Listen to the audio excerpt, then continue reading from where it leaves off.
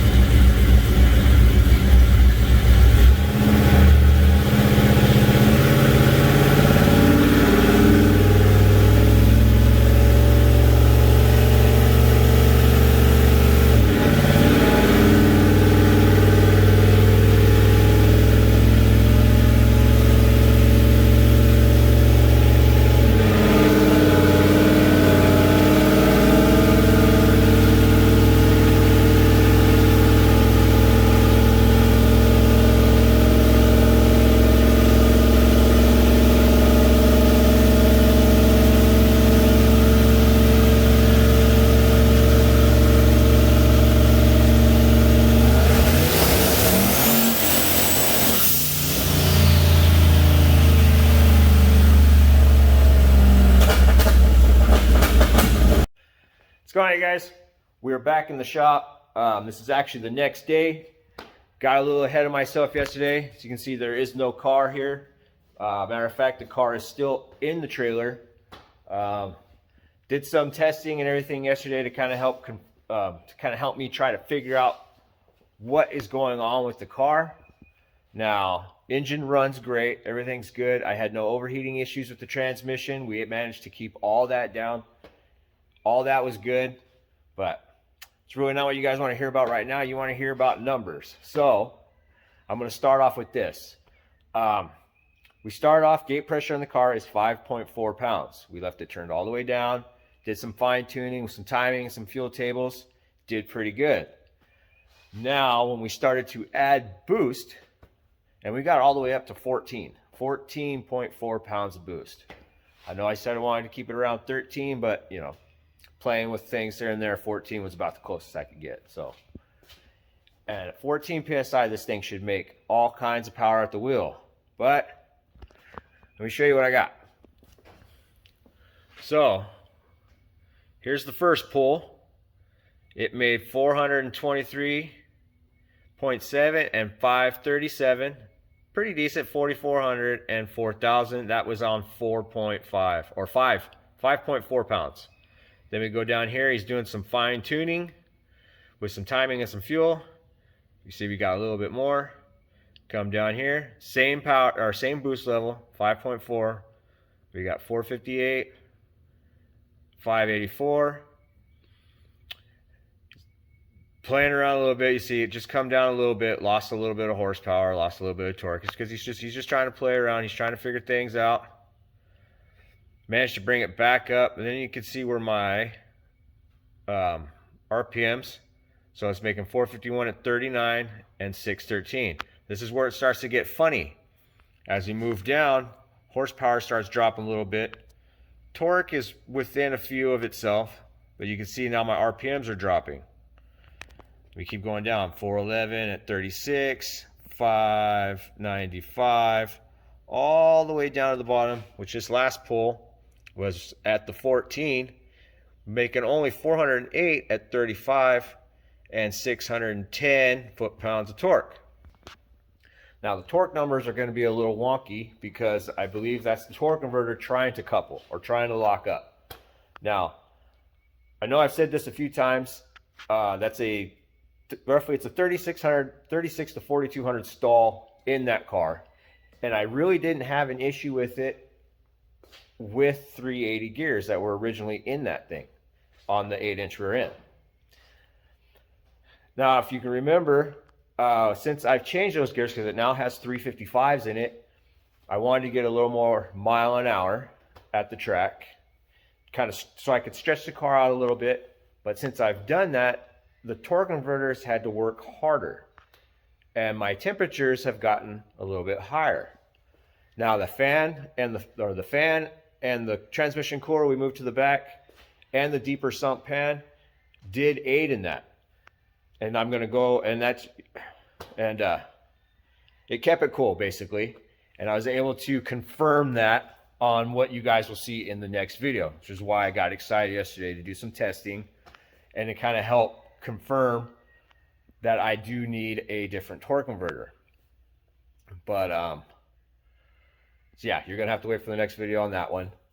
So either way, torque converter or transmission issues, I still have to spec a torque converter because I have changed so much on this car since we started. Nothing's the same, and you know, this is a total learning experience for me for the whole turbo thing. And I'm starting to realize that turbos are kind of a pain to find the right combinations. So if you guys have any suggestions out there or comments, or maybe where to look or what to look for, an idea or something, feel free to leave them in the comments. I am open to suggestions. I am going to make a couple phone calls to try to find a torque converter or spec one out, see how that goes, and then possibly have to do a transmission. Now the transmission feels fine to me. It shifts great, shifts nice and firm. It's just when I really start applying power, it wants to rev at any gear. So, which makes me think it's the torque converter. I'm hoping. So like I said, I'm gonna call and spec one out, see what we need. So, but I'm gonna end this video right here. Like I said, this is the next day. This video right here is coming out in a couple hours. So I gotta get my butt inside. I gotta do some editing. I will go over my community post.